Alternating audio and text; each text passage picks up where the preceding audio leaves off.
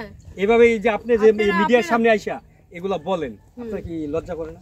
ও তো মানে লজ্জার মতো যদি ওরকম কাজ করতো, হ্যাঁ যদি আপনার লজ্জা করবে না। এই যে আপনি বলতেছেন এই যে একটা গোপন কথা আইসা প্রকাশ্যে বলতেছেন, এটা কি আপনার করছে? আমি বলছি লজ্জার এনে কিছু নাই। ও আমাকে মিথ্যা মামলা দিছে, আমি ওর কাছ থেকে কোনো টাকা পয়সা আনছি, তো আমার বিয়ের সময় নাক ফুললাই দিতে পারে কোনো কিচ্ছু দেয় না।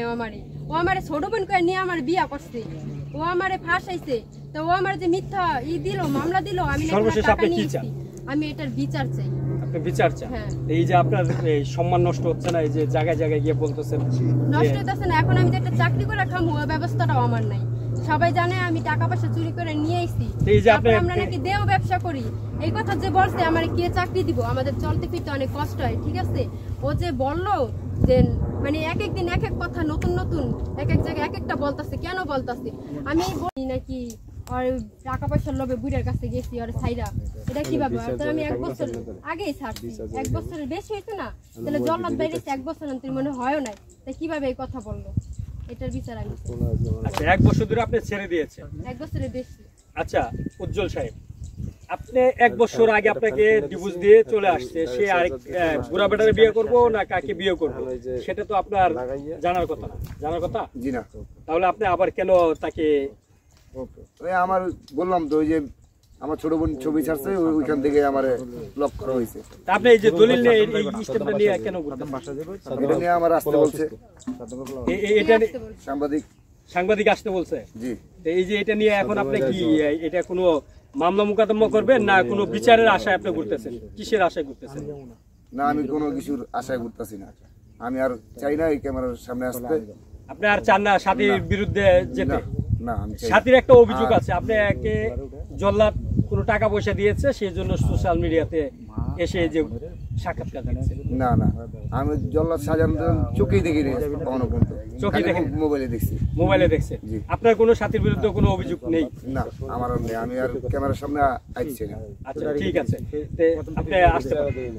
আচ্ছা সাথী, এই যে আপনি সোশ্যাল মিডিয়াতে বিভিন্ন ধরনের কথা বলছেন শাহজাহানের বিরুদ্ধে, এটা কতটুকু সত্য? এগুলো পুরোটাই সত্য, আমার রেকর্ড আছে সবগুলো, যে সত্য ওগুলো আপনার রেকর্ডটা শুনলেই বুঝতে পারবেন। আচ্ছা আপনি এই যে সোশ্যাল মিডিয়াতে যেই একটা ঘটনা বলতেছেন, প্রত্যেকটা মিডিয়াতে বলতেছেন আপনাকে সারা রাত ঘুমাতে দিত না, একটা লোকের পক্ষে কি এই বয়সে এসে এটা কি কখনো সম্ভব? সম্ভব, ওনার পক্ষে সম্ভব, এটা রেকর্ড আছে। আমি তো মুখে বললে মনে হইতাছে আপনাদের বিশ্বাস হইতাছে না, কিন্তু ওইগুলো করতে পারেন, রেকর্ড আছে। ক্যামেরা দিয়ে তাকাও। আপনি শাহজাহানের কাছ থেকে কত টাকা নিয়ে আসছেন? আমি কোনো টাকা পয়সা নিয়ে আসি নাই। ও বলছে আমি যদি চলে আসি তাহলে আমার 10 লাখ টাকা দেয় নাই, আমাদের সই নিছে, মিথ্যা মামলা দিব, মামলা হয় মিথ্যা কথা সত্য কথা হয় না। আপনি কিছুক্ষণ আগে বললেন এই যে উজ্জ্বলের নামে আপনি মামলা করবেন, তাকে কেন মামলা করবেন? ওনার কাছ থেকে তো আমি কোনো টাকা পয়সা নিয়ে আসি নাই, উনি আমার মারধর করতো, আমি চলে আসছি। হ্যাঁ উনি নিজের মুখেও বলছে যে উনি আমার মারছে, আমি চলে আসছি। তাহলে উনি আবার কেন? আমার মানে বিয়ে হয়েছে কতদিন আগে, আমি ছাড়াছাড়ি দিয়ে দিলাম, 1 বছর বেশি হয়ে গেছে, উনি কেন আবার আইসা আমার নামে এইগুলো বলতেছেন? আমার মায় নাকি আমার এই বুদ্ধি দিচ্ছে, এরকম কোনো কিছুই না। ওর বিয়ে তো মানে আমার আম্মু ছিল না, হ্যাঁ ওর বাসায় আমি ছিলাম, আমার আম্মু। উজ্জ্বল বলতেছে আপনি তো ছোট না, আপনি কেন তার এই যে শাহজাহানের ট্যাপে পড়েছেন? ট্যাপে যেভাবে আমার বলছে বিদেশ পাঠাইবো, আমি ওনার খালতো বোন, এই জন্যই তো বললাম এই যে সব প্রশ্নের উত্তরগুলো আমার রেকর্ডিং গুলো আছে। আপনি আর আপনার মা তো অনেকে বলতেছে লুবি। লোভ এখন যারা রেকর্ডিং গুলো শুনতেছে না বুঝতেছে না, হ্যাঁ লোভ আমি তো স্বীকার করতেছি, ছোট বড় সবার কাছে ক্ষমা চাইতেছি, আমি লোভ করছি। পরে যখন ও বলছে যে আমার মায়েরে আমার ছোট ভাইরে আমার মাইরা ফালাইবো, আর যদি তুই আমার কাছে বিয়ে বহস তাহলে সবকিছু পাবি, টাকা পয়সা বাড়ি গেলে সবকিছু, তুই বিদেশ যাবি জেল লেগে, এগুলো তোর আমি কইরা দিতে আসছি।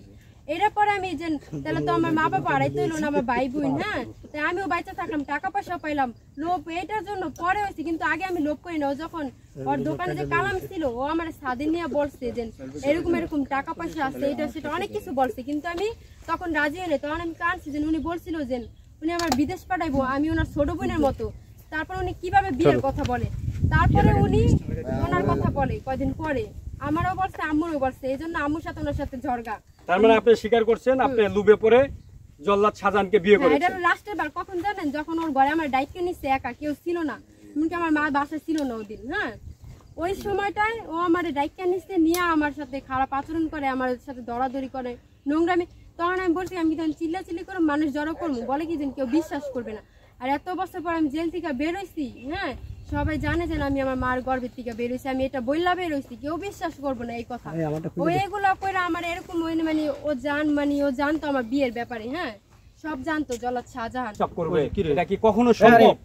আপনি বললে কি করে ভিডিও? ওই জন্যই তো আমার কাছে তো রেকর্ড আছে।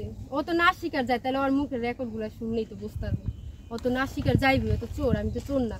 নাহলে ও বারবার আপনারাই দেখেন, একবার প্রথম কইছে কি ওনার সাথে নাকি পরিচয় হয়েছে, টিকটকে প্রেম হয়েছে, তারপর চিঠির মাধ্যমে, তারপর গাড়ির মধ্যে মেন্টি ব্যাগ আড়াই গেছে, হ্যাঁ এটি গেল লাস্ট পেশেন্ট মানে কি করলো আমি আর আমার বান্ধবী হোটেলে দেহ ব্যবসা করি, ওই দিকে পরিচয়। তারপরে কি বললো আমার পুরো ফ্যামিলি নাকি দেহ ব্যবসা করে। তারপর কি বললো এখন আবার বলে যে আমি আর আমার আম্মু দেহ ব্যবসা করি। ও যদি বলে আপনার সাথে তো আপনার আম্মু আছে, একটু আসেন, একটু আপনি আসেন। ভিডিও দেখ, ও যদি বলতে পারছে তাহলে ভিডিওগুলো ছাইরা দাও। আমার তো ওই সাহস আছে, আমি যত যে টাকাও আনি নাই এই সাহস আছে, আমার রেকর্ড আছে। এই জন্য আমি সবার সামনে একই কথা বলতে পারি। ও আমার সাথে যেগুলো করছে, ছোট বোনকে খালতো বোনকে নিয়ে আমার ফাঁসাইছে, রেকর্ড গুলো আপনারা শুনলেন। আচ্ছা আমরা শুনবো। একটা জিনিস ক্লিয়ার করেন তো, আপনার এই যে শাহজাহানকে বিয়ে করার পরে কি কি পেয়েছেন? আমার কোনো কিছু দেয় নাই, কোনো শাড়ি গয়না টাকা পয়সা কিচ্ছু দেয় নাই, কিচ্ছু দেয় নাই। না বিয়ের সময় আমার নাকফুলটাও দেয় নাই। নাকফুলটাও দেয়নি? তাহলে কি পুরানে প্রতারণা করে বিয়ে করেছে? হ্যাঁ আমার বলছে যে বিয়ের পরে, হ্যাঁ শাহজাহানের 10 লক্ষ টাকা কোথায় গেল? কোনো টাকা পয়সা আমার দেয় না। ও আমারে শোনেন, ওই যে টিপসই আছে না আমার, এই যে জায়গায় কলম দিয়ে আঁকায় তারপর আমার ঘরে বইয়া টিপসই নিছে। ও বলছে এটা কোট কাবিন হবে, এটা মজবুত হবে, হ্যাঁ আমি যদি তোমার কোনো কিছু করি, অত্যাচার করি, তাহলে এটা নিয়ে তুমি যদি করে দাঁড়াও তাহলে তুমি এটার বিচার পাইবা। এই কথা বললে আমাদের দেয়া এস্টামে সই নিছে, আমাদের নিচে নিচে আবার অন্য জনের সই নিছে। ওর যে লোক বাবুল, ওর কাছ থেকেও সই নিছে, আবার ওই লোকেরই আমাদের মানে ওই দলিলে ওর লোকে সই করছে না, এর লেগে ওই লোকের উল্টা আমাদের ইতে ফালাইয়া ওনার নামে মামলা করছে। আচ্ছা এই যে আপনার যে স্বামী উজ্জ্বল, উজ্জ্বল ভালো ছিল না শাহজাহান ভালো ছিল?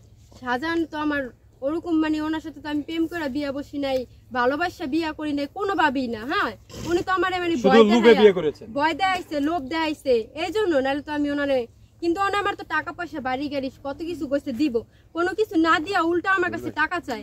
আমার মতো মেয়ে নাকি ওনার কাছে বিয়ে বসবো 3-4 লাখ টাকা দিয়ে। আমি তো যেগুলা এগুলো তো আমি আগে থেকে বলতাছি। তাহলে আমরা একটা আমি জিনিস বুঝলাম যে আপনি টাকা পয়সা বাড়ি গাড়ির লোভে পড়ে আপনি দাদার বয়সী লোককে বিয়ে করেছেন। লোভ করছি, আগে তো লোভ করি নাই। আগে যখন বলছে ওই ছেলেরা, ও যখন বলছে তখন তো আমি লোভ করি না। যখন আমার গায়ে হাত দিছে, আমার ইজ্জত নিয়ে টানাটানি করছে, তখন আপনি লোভে পড়ে গেছেন। হ্যাঁ দর্শক আসলে আমরা যে একটু বুঝলাম যে আসলে এই সাথী বিদেশে যাওয়ার প্রলোভনে কিংবা টাকা গাড়ি বাড়ির লোভে পড়ে বিয়ে করেছিল জল্লাদ শাহজাহান। যেটাই হোক সেটা কিন্তু একটা শেষ হয়ে যাওয়ার কথা। এটা নিয়ে সোশ্যাল মিডিয়াতে দেখছি সাথী বলছেন যে সারা রাত ঘুমাতে দিচ্ছে না। আবার এই প্রশ্নটাই যদি জল্লাদকে করা হয় তখন জল্লাদ কিন্তু চেতে যায়, সে কখনোই সম্ভব না, চ্যালেঞ্জ করে। আসলে সেই চ্যালেঞ্জ আমরাও রেখে আজকের মতো এখানে ভিডিওটা শেষ করলাম। এটার অবসান হোক। এই ভিডিও আপনি কি আরো এভাবে প্রতিদিনই ভিডিও করে যাবেন? ভিডিও করি কিনা আমি সেটা জানি।